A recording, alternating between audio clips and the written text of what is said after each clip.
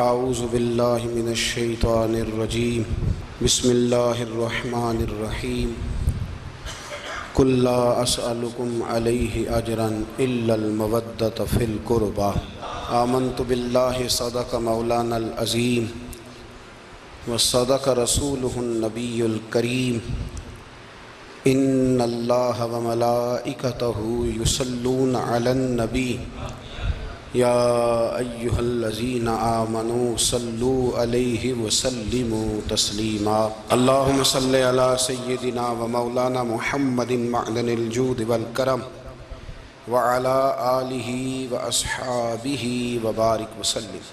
حمد و صلاۃ کے بعد ہمارے ہاں سیاستدانوں کو، لیڈروں کو اور افسران کو یاد رکھا جاتا ہے، لیکن وہ سپاہی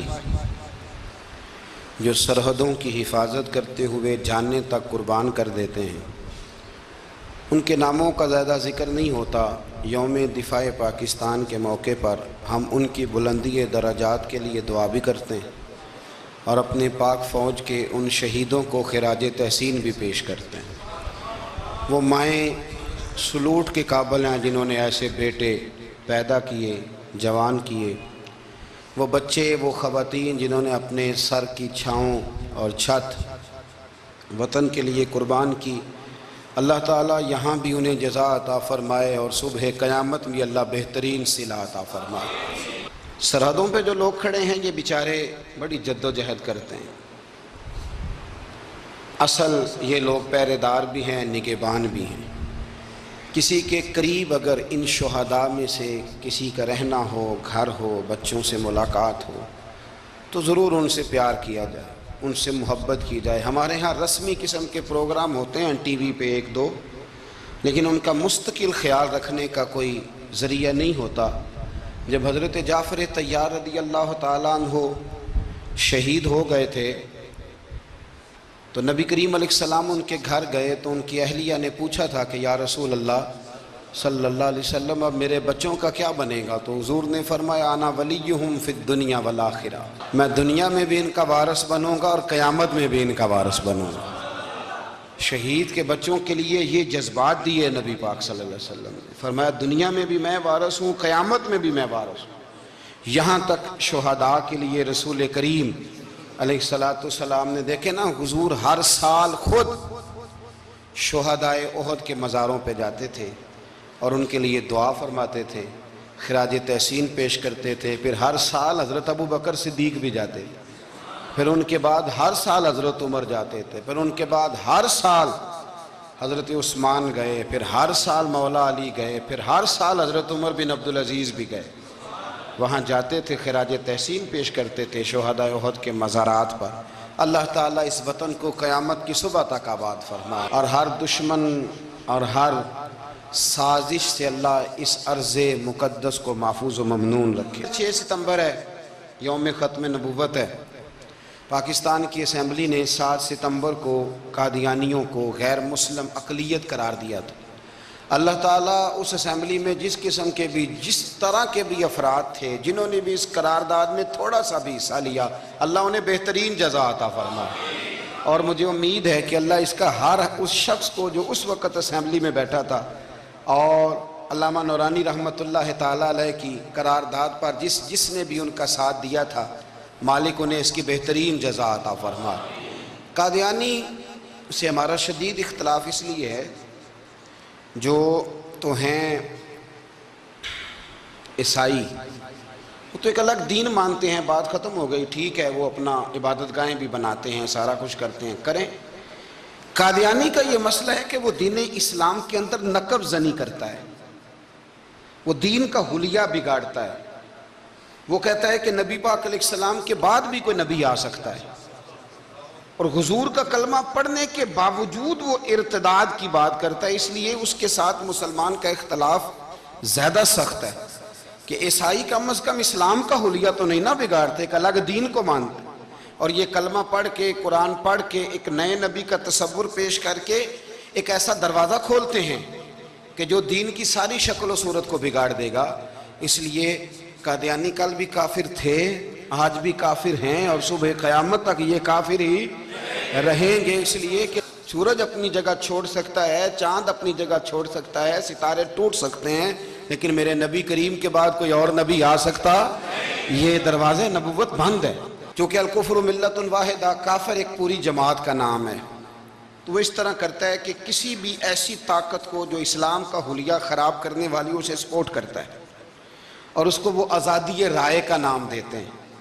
تو ہم کہتے ہیں کہ بھئی آزادی رائے اور ہوتی ہے، لیکن کسی دین کے اندر شامل ہو کے اس دین کا حلیہ بگاڑنا یہ بات اور ہوتی۔ اس لیے قادیانی غیر مسلم اقلیت ہیں، ان کو چاہیے اقلیت کتنا وقت گزاریں، وہ اسلام کا نام لے کے کسی جگہ بھی اسلام میں کسی قسم کا رخنہ ڈالنے کی کوشش نہ کریں۔ اللہ تبارک و تعالی مسلمانوں کو ہمیشہ غیرت ایمانی عطا فرمائے اور نبی پاک علیہ السلام کے قدموں کے ساتھ وابستگی نصیب فرمائے۔ ہمارا مضمون ہے عظمت اہل بیت۔ اسلام خشک مذہب نہیں ہے،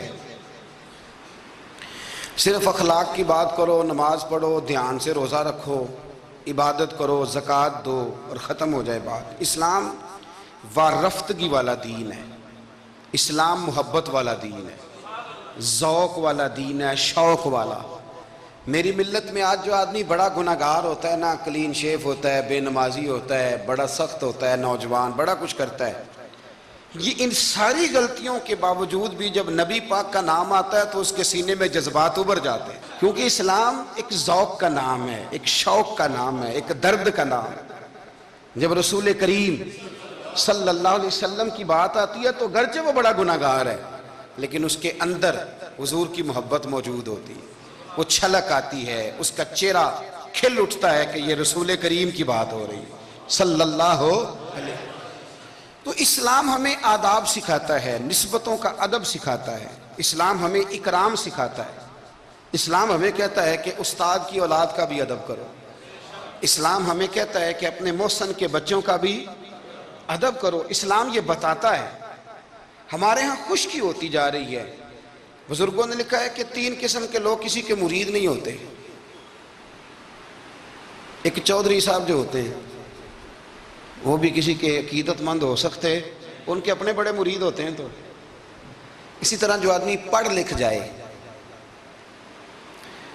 اس کا بھی کوئی پیر، کوئی مرشد، کیونکہ وہ خود سب سے زیادہ پڑھا لکھا ہے۔ اور تیسرا جو آدمی مالدار ہو، سیٹھ صاحب ہو، اس کا بھی کوئی رہنما، مقتدا، کیونکہ وہ کیسے جھکے گا کسی کے آگے، سلوٹ کیسے کرے گا۔ چند لوگ ایسے ہیں معاشرے میں جو دور ہو جاتے ہیں کیف سے، سرور سے، وہ نہیں سمجھتے کہ ادب آداب کس چیز کا نام ہے۔ لوگوں نے سمجھا اسلام میں خشک مذہب ہے۔ پڑھیے قرآن پاک کا 15واں سپارہ آخر سے 16واں شروع سے۔ حضرت خضر علیہ السلام گئے، ایک دیوار گر رہی تھی، اللہ کے رسول نے محنت کر کے جو کام مزدور کرتا ہے وہ کام پیغمبروں نے کیا۔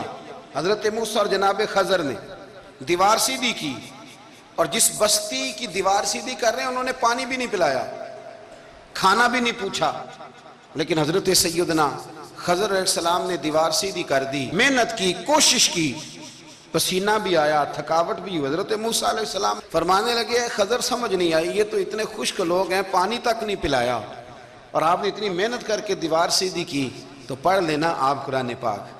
حضرت جناب خضر علیہ السلام کہنے لگے کہ یہ اصل میں نا ان کے لیے نہیں کیا، یہ کسی نیک کی نسبت ہے، اس دیوار کے نیچے خزانہ ہے، دیوار گر جاتی خزانہ ظاہر ہو جاتا، خزانہ یتیم بچوں کا ہے، اور یہ قرآن مجید نے فرمایا وَقَانَ أَبُوهُمَا صَالِحًا، اور فرمایا یہ اس لیے ان بچوں کا خزانہ بچایا ہے کہ ان کا باپ بڑا نیک آدمی تھا۔ قاضی ثناء اللہ صاحب پانی پتی تفسیر مظہری میں لکھتے ہیں کہ وہ ڈائریکٹ باپ نہیں تھا، دادا نہیں تھا، پردادا نہیں تھا، بلکہ 7ویں پشت میں جا کے ان کا باپ بنتا تھا۔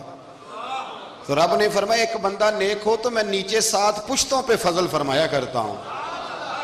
اگر ایک بندہ نیک ہو اور 7ویں نسل میں جو اس کی اولاد ہو، اس کے خزانے کی حفاظت کے لیے اللہ نبیوں کی ڈیوٹی لگاتا ہے، تو بتائیے پھر میرے نبی کی اولاد کی کیا شان ہو، پھر اہل بیت نبوت کا کیا مقام ہو، پھر رسول اللہ کے خاندان کا کیا مرتبہ ہو۔ ہم لوگ سمجھتے ہیں کہ بھئی مفت میں سلوٹ کیوں کریں جی، پیار کیا ہوتا ہے، ادب کیا ہوتا ہے؟ پہلی بات یہ ہے کہ ادب ادب ہی ہوتا ہے۔ اماں انگوٹھا چھاپ ہے، بالکل ان پڑھ ہے، ناظرہ قرآن مجید بھی نہیں پڑھنا آتا، بیگم صاحبہ نے ایم اے بی ایڈ اس کے بعد ایم فل میں داخلہ لیا ہوا ہے، ادب کس کا کرنا ہے، بیگم کا کہ اماں کا؟ اماں تو ان پڑھ ہے، بیوی پڑھی لکھی ہے، اسے تو ایم اے کیا ہوا ہے، بی ایڈ بھی کیا ہوا ہے، ایم فل کر رہی ہے، اماں کا کیوں ادب کرنا ہے؟ اس لیے کہ اماں کا ادب اللہ رسول نے بتایا ہے۔ اماں کا ادب ہو سکتا ہے بیوی بڑی اچھی قاریہ ہو، عمدہ قرآن پڑھتی ہو، حافظہ ہو، عالمہ ہو، اماں کو ناظرہ بھی نہ پڑھنا ہے، پر جنت پھر بھی ماں کے قدموں کے نیچے ہی ہے۔ یہ سمجھ لیں ادب والے کا ادب۔ امام راضی نے ایک بات لکھی ہے، وہ کہتے ہیں جو قاضی ہوتا ہے نا، قاضی جج، اس کے آداب لکھے ہیں امام راضی۔ فرماتے ہیں اگر جج کے پاس مقدمہ آ جائے نا باپ اور بیٹے کا آپس میں جھگڑا ہے، اسے پتہ چل جائے کہ باپ سچا ہے بیٹا جھوٹا ہے، تو 100 دفعہ کہہ دے کہ باپ سچا ہے بیٹا جھوٹا ہے، باپ سچا ہے بیٹا جھوٹا ہے، باپ سچا ہے بیٹا جھوٹا ہے۔ لیکن اگر اسے پتہ چل جائے نا کہ بیٹا سچا ہے اور ابا غلطی پہ ہے، اب یہ تو 100 دفعہ کہے کہ بیٹا ٹھیک کہتا ہے، بیٹا سچا ہے، بیٹا سچا ہے، پر ایک دفعہ بھی یہ نہ کہے کہ ابا جھوٹا ہے، حالانکہ مطلب یہی ہے۔ اگر بیٹا سچا ہے تو پھر خود بخود سمجھ آتی ہے کہ ابا جی غلطی پہ ہیں، لیکن ادب کا تقاضا یہ ہے کہ جج بھی یہ نہ کہے کہ باپ جھوٹا ہے، اگرچہ وہ غلطی پر ہے، یہ تو کہہ دے کہ بیٹا، اس لیے کہ ادب والے کا جو مقام ادب ہے وہاں ادب کیا جائے گا، جو مقام اکرام ہے وہاں اکرام، وہاں آپ خشک نہیں بنیں گے، جہاں جھکنا ہے وہاں بہرحال جھکنا ہے، جہاں سلوٹ کرنی ہے بہرحال وہاں سلوٹ کرنی ہے۔ جن کا ہمارے اوپر ادب لازم ہے ہم نے ان کا ادب۔ امام اعظم ابو حنیفہ رحمۃ اللہ علیہ ایک جنگل میں ایک باغ میں بیٹھے تھے، شاگرد ساتھ تھے، امام ابو یوسف تھے اور بھی آپ کے شاگرد تھے، تو کچھ لکھ رہے تھے۔ علماء جب کتابیں لکھتے ہیں تو 20 کتابیں انہوں نے کھول کے نشانیاں رکھ کے دائیں بائیں رکھی ہوتی ہیں، مختلف قسم کے نوٹس ہوتے ہیں، بڑا کچھ بکھرا ہوا تھا، شاگرد تھے۔ باغ کے ایک کونے میں بچے کھیل رہے تھے، وہ بچوں میں سے ایک بچے کی گیند آ گئی باغ میں، بچہ گیند لینے آیا تو امام صاحب اٹھ کے کھڑے ہو گئے، وہ کاغذ شاغذ سارے بکھر گئے، بچہ گیند لے کے چلا گیا، شاگرد چوپ رہے، چلو دوبارہ سے کتابیں سمیٹی، ڈھونڈا سارا کچھ، پھر سے کام شروع ہوا، چند منٹ گزرے تو بچہ پھر آ گیا گیند لینے، امام صاحب پھر اٹھے، پھر سارا کچھ بکھر گیا، شاگردوں نے برداشت کیا، سارے شاگردوں میں برداشت بھی نہیں ہوتی، شاگردوں کی بھی موج ہوتی ہے، شاگردوں مریدوں کا بھی اپنا اپنا وقت ہوتا ہے خدمت کرنے کا، اپنا اپنا سٹائل ہوتا ہے ادب کرنے کا۔ دور بڑا منفرد آ گیا، تیسری دفعہ، چوتھی دفعہ، 5 دفعہ ہو گئی تو بس شاگردوں کی جو صبر تھا، حوصلہ، وہ جواب دے گیا، بچہ پتہ نہیں کتنی دفعہ آئے گا۔ جب وہ بچہ پھر آیا، امام صاحب بوڑھے آدمی تھے، گھٹنوں میں درد بھی تھی، بڑی مشکل سے اٹھتے، چیزیں ساری بکھر جاتی، وہ بچہ جب 7ویں دفعہ تو امام صاحب پھر اٹھے، تکلیف سے اٹھے۔ امام ابو یوسف عرض کرنے لگے حضور یہ بچہ ہے، اس کی تو ڈیوٹی لگی ہوئی ہے گیند لانے کی، تو 100 دفعہ آئے گا۔ تو امام صاحب فرمانے لگے یہ 100 دفعہ آیا تو میں 100 دفعہ اٹھوں گا، آنے دو۔ کہا حضور کیوں آپ اٹھیں گے؟ فرمایا یہ میرے استاد کا پوتا ہے، اصلا نال جے نیکی کریے تے نسلاں تاک نہیں بھول دے۔ سن لو، اصلا نال جے نیکی کریے تے نسلاں تاک، ہاں بے اصلان نال نیکی کریے تے پھول کنڈیاں نال تول دے۔ بے اصلان نال، میں میرے استاد کا پوتا ہے تو اٹھوں نا، یہ 100 دفعہ ہے میں اٹھوں گا، میں نے اس گھر سے فیض لیا ہے، یہاں ڈیوٹی کرنا میری ذمہ داری کا حصہ ہے، سوال ہی نہیں پیدا ہوتا۔ صحابہ کرام فرماتے ہیں نبی پاک کے اخراجات بہت زیادہ تھے، آمدن کوئی نہیں تھی، بظاہر بڑے خرچے تھے، مہمان بڑے آتے تھے، بڑے معاملات تھے، اور دین کا کام بذات خود ایک محنت ہے۔ ہمارے یہاں لوگ بڑا کہتے ہیں علماء جی یہ پیر صاحب کرتے کیا ہیں؟ میں کہ تو پیر صاحب میں نوکری لوا دے، کہندے وہ فلانے مفتی صاحب ڈیوٹی کیا کرتے ہیں؟ میں کہتے ہیں دینے نو دیہاڑی لے جائے کر مفتی صاحب نو، نال مستریاں نہ لائے نو، تاکہ روٹی تو کھا لینا۔ اور خدا کے بندو، جو بندہ سویرے ڈیوٹی کرنے جائے گا وہ شام کو آ کے ریسرچ کر سکے گا کتاب و سنت پہ؟ وہ ایک صفحہ پڑھے گا تو سو جائے گا۔ اس لیے حضرت عمر فاروق نے یہ کام امت کو بتایا، فرمایا علماء کو تنخواہ دو، اور مسجد کے امام کی تنخواہ حضرت عمر نے گورنر، صوبے کے گورنر کے برابر لگائی تھی۔ اور خطیب کی تنخواہ گورنر سے زیادہ ہوتی تھی۔ فرماتے تھے یہ ذہنی طور پر فارغ رہیں گے، سہولت میں رہیں گے تو صحیح دین پڑھیں گے اور صحیح کر کے پڑھائیں گے۔ اگر یہ الجھے رہیں گے کہ سویرے بل جمع کرانا ہے تو ان کے لیے بڑی دشواری ہو جائے۔ لیکن ہمارا ماحول کیا ہے، عالم جب تخصص کر لیتا ہے نا تو پی ایچ ڈی کے برابر ہو جاتا ہے۔ درس نظامی کے بعد جب تخصص کرتا ہے نا وہ 3 سال میں یا 2 سال میں تو پی ایچ ڈی ہے۔ آج پی ایچ ڈی آدمی جائے نا یونیورسٹی میں لگے تو تقریباً 2.25 لاکھ کے قریب اس کی تنخواہ ہے۔ عالم کو کیا دیتے ہیں لوگ؟ یہ میری بات سمجھے، اس کا اور اس کا لیول تعلیم کا ایک جیسا ہے، اس کا سٹیٹس کیا ہے اور اس کا، لیکن اس کے باوجود اگر وہ کسی آسانی میں ہے تو اس بیچارے کو حساب دینا پڑتا ہے۔ اسے بتانا پڑتا ہے کہ گاڑی میں بیٹھتا ہوں تو کہاں سے آئی ہے، روٹی کھاتا ہوں تو کہاں سے، اس کو پھر بھی حساب دینا پڑتا ہے۔ اس کا نقصان یہ ہوتا ہے پھر لوگ دین میں آنا چھوڑتے ہیں۔ ہمارے یہاں گجرانوالہ میں ایک عالم تھے، وہ 9 بھائی عالم تھے، اب ان کے بچوں میں سے کوئی بھی نہیں بنا۔ کوئی بچہ کوریا میں کمائی کر رہا ہے، کوئی افریقہ میں کمائی کر رہا ہے، وہ کہتے ہیں جو شراب کا ہوا ہے ہمارا بھی تو وہی ہونا نا کل۔ بچے نکل گئے، انہوں نے کہا جا کے محنت کرتے ہیں۔ نے کیا کمایا؟ نبی کریم صلی اللہ تعالی علیہ حضور کے صحابہ ادراک والے لوگ تھے، بصیرت والے۔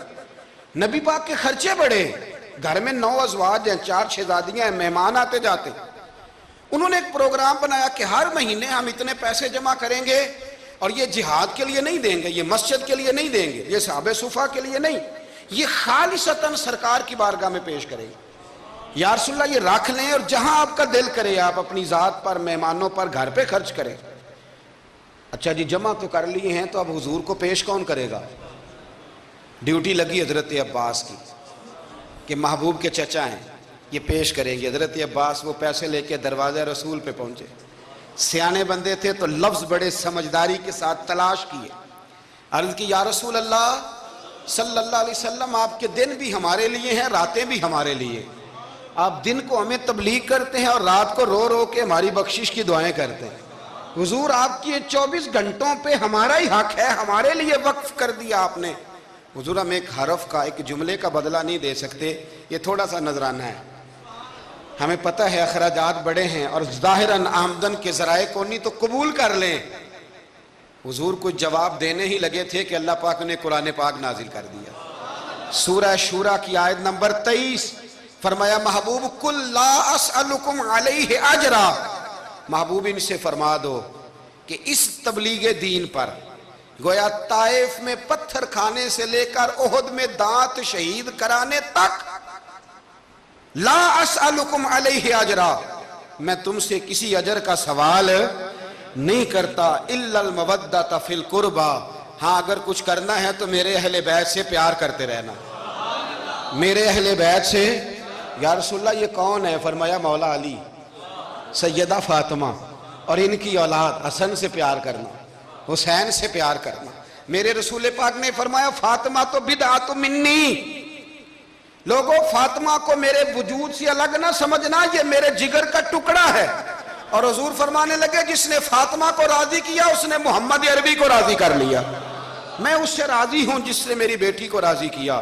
اور فرمایا جس نے اسے ناراض کیا، اللہ کرے یہ چھوٹی بات نہیں بڑی بات کر رہا ہوں، فرماتے ہیں جس نے اسے راضی کیا اس نے مصطفیٰ کو راضی کر لیا، اور فرمایا جس نے مجھے راضی کیا اس نے اللہ کو راضی کر لیا۔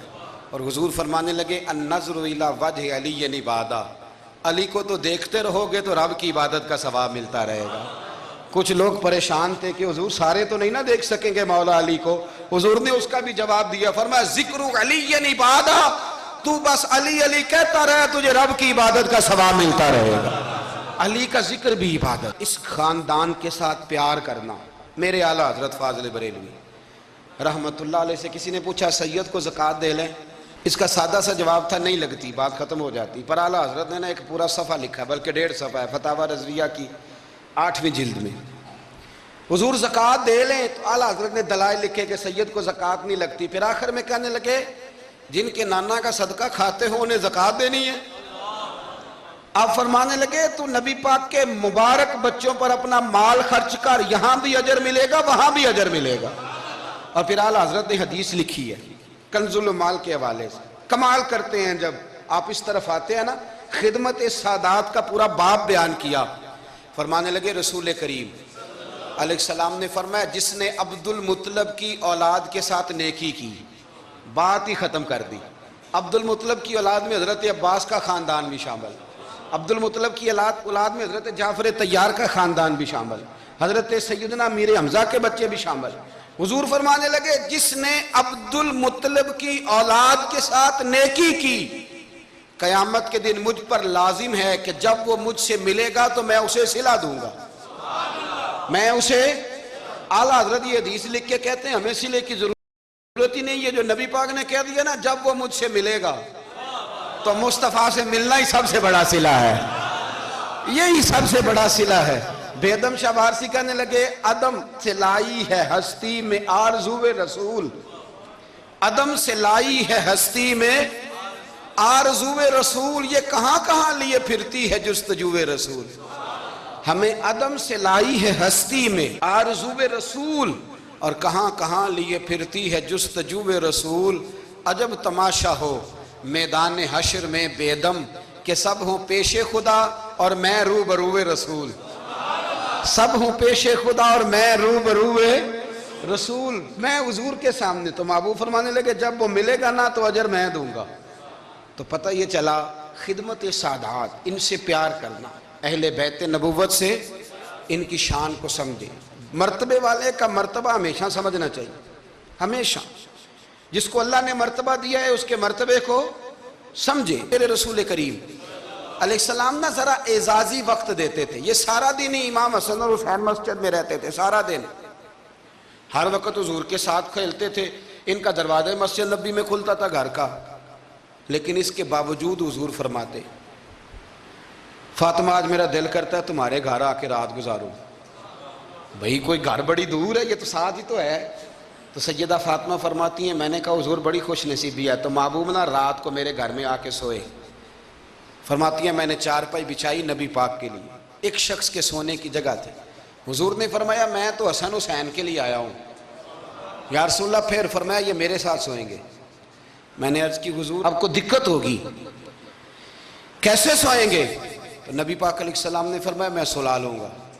حضرت فاطمہ کہتی ہیں ایک کندھے پہ حضور نے امام حسن کو لٹا لیا اور دوسری سائڈ پہ امام حسین کو لٹا لیا. کہتی ہیں امام حسین کی عادت تھی وہ رات کو دودھ مانگتے تھے، میں نے برتن میں رکھا ہوتا تھا، میں ڈال کے دیتی تھی. بچے مانگتے ہیں نا رات کو دودھ. فرماتی ہیں رات کو نا امام حسین نے دودھ مانگا، میں اٹھنے لگی دودھ دینے کے لیے، پر حبیب نے فرمایا بیٹے تو لیٹ جا، آج میرے ساتھ سویا تو دودھ بھی میں ہی پلاؤں گا. کہتی ہیں کئی دفعہ دودھ مانگا تو کئی دفعہ میرے رسول پاک نے انہیں دودھ پلایا. اور یہ ہر نانا نواسوں سے پیار کرتا ہے، پر یہ خالی نانا نہیں نا، یہ امام الانبیاء بھی ہیں، یہ امام الانبیاء بھی ہیں، یہ سرور کون و مقام. ان کا ہر کام اللہ کے حکم سے ہے، اللہ کے حکم سے. حضرت سیدنا عبداللہ ابن عمر رضی اللہ تعالیٰ عنہ فرماتے ہیں کہ نبی پاک نے پیغام بھیجا سیدہ فاطمہ کو، فرمایا حسن کو بھیجو میرا ملنے کو دل کر رہا ہے.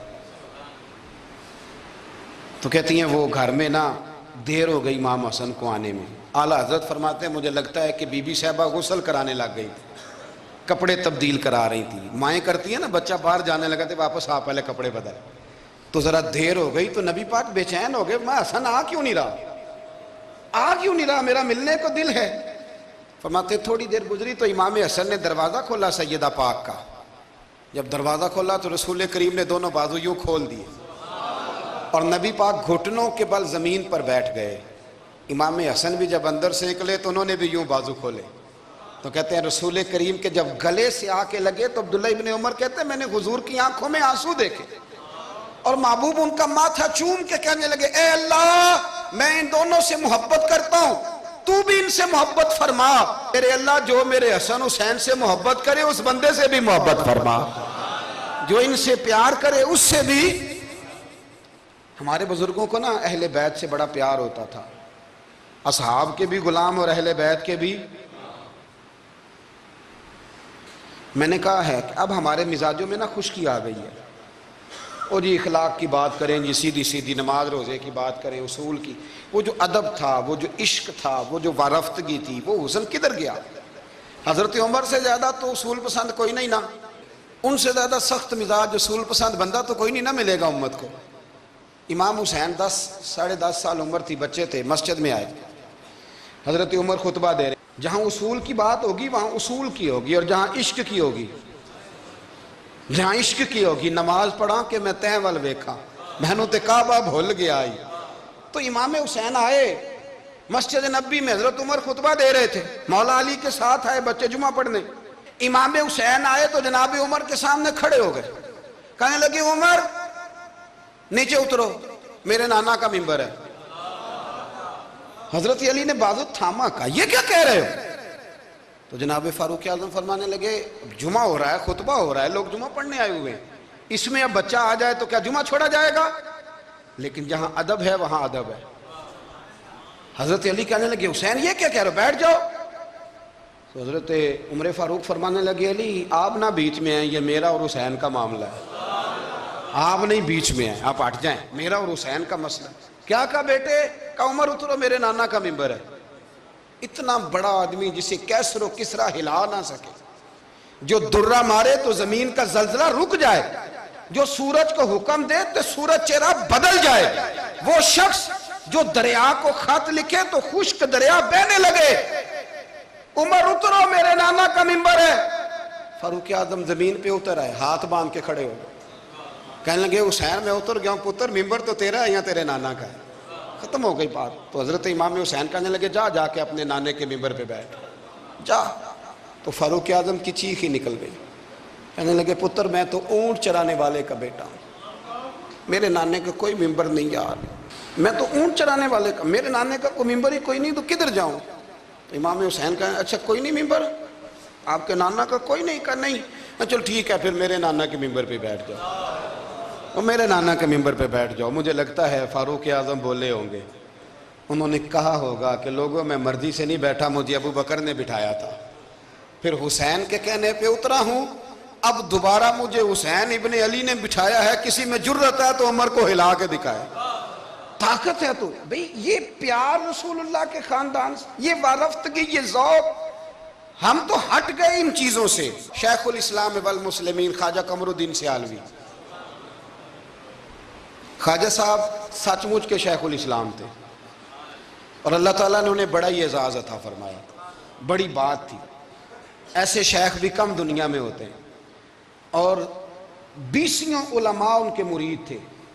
پنڈی کے علاقے میں نا اپنے بہت سارے علماء، کسی علماء کی میٹنگ میں گئے تھے، علماء کافی تھے، تو ایک سید عالم تھے، انہوں نے نماز پڑھائی، عالم بھی تھے اور سید بھی تھے، جماعت کرائی، تو نماز کے بعد پتہ چلا کہ کوئی ایسی واضح غلطی ہو گئی ہے کہ نماز ہوئی نہیں۔ اب ہمارے تو کسی نمازی کو کسی مسئلے کا پتہ چل دے دوسروں کو جینے نہیں دیتا، کہتا صرف میری نماز ٹھیک ہے تم سب کی غلط ہے، اور پھر بندہ عالم ہو، اسے پتہ ہو مسئلے کا تو پھر وہ سانس لینے دے، یہ بڑا مشکل کام ہے۔ علم یہاں بالکل زیادہ ہو تو پھر بندے کو حوصلہ ہوتا ہے، اس پہ کو پتہ ہے تھوڑا پانی ہوتا ہے نا برتن میں تو آوازیں زیادہ نکالتا ہے۔ علماء سارے کہنے لگے جی جلدی سے بتائیں جی حضرت صاحب وہ نماز نہیں ہوئی، تو خواجہ صاحب فرمایا چپ کر جو، پتہ مجھے بھی ہے نماز نہیں ہوئی، پر مسئلہ یہ ہے میرا مولوی نہیں نا، یہ رسول اللہ کا خاندان ہے، اور تیری نسل پاک میں ہے بچہ بچہ نور کا۔ فرمایا یہ حضور کا خاندان ہے، چپ کر جاؤ، طریقے سے بات کرنی، ادب سے، اور کوئی عالم ہوتا تو میں لقمہ دیتا، یہ سادات ہیں، چپ کرو۔ چلو کہنے لگے میں نہ سوچ رہا ہوں کہ کوئی جملہ مل جائے تو شاہ جی کو کہوں کہ نماز نہیں ہوئی، حالانکہ بڑے عالم تھے خواجہ صاحب، بہت زبردست قسم کے محقق عالم۔ تھوڑی دیر کے بعد کہنے لگے لو جی مجھے نا مل گیا جملہ، میں شاہ جی کو بتانے لگا ہوں۔ کب بتائیں؟ تو سلام لیا آگے جا کے، شاہ جی کے ہاتھ چومے، کہنے لگے حضور آپ کے پیچھے نماز پڑھی ہے، سید ہیں تو مزہ بڑا آیا ہے، ان 4 رکعتوں کا بڑا ہی مزہ آیا ہے، ہمارا دل کرتا ہے ایک دفعہ یہی نماز دوبارہ نہیں پڑھا دیتے، مزہ ہی بڑا آیا ہے نا، ذرا ایک دفعہ دوبارہ نہیں پڑھا دیتے نماز، مزہ بڑا ہے۔ تو شاہ جی کہنے لگے لگ مجھے بھی رہا تھا نماز کوئی نہیں ہوئی، پر میں کہہ رہا تھا شاید میرا وہم ہی ہو، لگ رہا تھا کہ نماز نہیں ہوئی۔ تو آپ بڑے سمجھدار آدمی ہیں، آپ نے سید کا ادب بھی بچا لیا ہے اور مسئلہ بھی بتا دیا ہے۔ تیری نسل پاک میں ہے بچہ بچہ نور کا، تو ہے عین نور تیرا سب گھرانہ نور کا، حضرت ابو ہریرہ رضی اللہ تعالیٰ عنہ، امیر المومنین فی الحدیث، یہ بھی مومنوں کے امیر ہیں علم حدیث میں۔ یوں بیٹھے تھے سارے طالب علم آپ کے سامنے، حدیثیں سننے والے سینکڑوں لوگ، حضرت ابو ہریرہ حدیثیں بیان کر رہے۔ مدینہ منورہ میں تازی تازی بارش ہوئی تھی، امام علی مقام ابھی نوجوان تھے، امام حسین نہ آئے، بارش ہوئی، چھوٹے چھوٹے گڑھے مدینہ منورہ میں تو ان میں پانی کھڑا تھا۔ امام حسین نے نا قدم رکھا زمین پہ تو آپ کے پیروں کو نا تھوڑی مٹی لگ گئی۔ مٹی بھی کیا تھی؟ مدینے کی مٹی تھی، مٹی آپ کے قدموں کو لگ گئی۔ شاگرد کو بھی بندہ کہہ سکتا ہے کہ جا ذرا امام صاحب کو کپڑا دے کوئی پیر صاف کرنے، کسی کو بھی کہہ سکتا ہے۔ اور پھر بندہ پڑھا رہا ہو، بیٹھا ہو، اس کے سامنے عقیدت والے سننے والے لوگ آئے ہو، وہ سمجھتا ہے میرا کوئی قد کاٹ ہے، بڑی بات ہے میری، وہ پھر اس طرح ادب اداب کرے۔ جب امام حسین نے قدم رکھا نا زمین پہ مٹی لگ گئی تو اب شاگردوں کا منہ اس طرف تھا، حضرت ابو ہریرہ کا ادھر تھا، وہ دیکھ رہے تھے۔ تو جناب ابو ہریرہ جلدی سے اٹھے، خود اٹھے، شاگردوں کا حلقہ چیرتے ہوئے گزرے اور امام علی مقام کے نا پیروں میں جا کے بیٹھ گئے۔ حضرت ابو ہریرہ کی داڑھی سفید، امام حسین کی کالی۔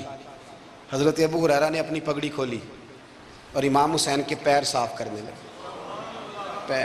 حضرت امام حسین نے قدم پیچھے کھینچے اور کہا آپ کیا کر رہے ہیں؟ آپ بزرگ ہیں، میں تو جوان ہوں، یہ کیا کر رہے ہیں؟ تو حضرت ابو ہریرہ رو پڑے، کہنے لگے حسین میں کالی داڑھی کا ادب نہیں کر رہا، میں خون رسول کا احترام کر رہا ہوں، میں خون رسول کا ادب کر رہا ہوں۔ یہ نبی پاک کا خاندان، یہ رسول اللہ صلی اللہ تعالی علیہ وسلم کا خاندان ہے۔ اس خاندان نبوت کا اکرام کرنا، ان کا احترام کرنا، ان سے پیار کرنا، ان کی قدر کرنا، ان کے لیے اپنے دل میں آنکھوں میں عزت رکھنا، ان کے لیے شفقت کے بازو کھولنا، یہ چیز اللہ کو بھی راضی کرتی ہے، اللہ کے رسول کو بھی راضی کرتی ہے۔ فقیر آتا ہے ہمارے دروازے پہ مانگنے، آگے بھلا کیا کہتا ہے؟ تیرے بچے جیتے رہیں۔ پیسے بچے کماتے ہیں کہ ابا جی؟ دینے کس نے؟ بچوں کا نام کیوں لیتا ہے؟ اسے کہنا چاہیے اللہ تیرے کاروبار میں برکت کرے، کمانے والا زندہ رہے۔ وہ کیا کہتا ہے؟ بچے، بھائی پیسے بچوں نے کمائے ہیں، کوئی بچوں نے دینے ہیں، تیرے بچے۔ اس کا مطلب یہ ہے کہ جو جس کے بچوں سے بھی پیار کرے وہ بندہ اچھا لگتا ہے، جو جس کے بچوں سے بھی محبت کرے وہ بندہ اچھا لگتا ہے، وہ پیارا لگتا ہے۔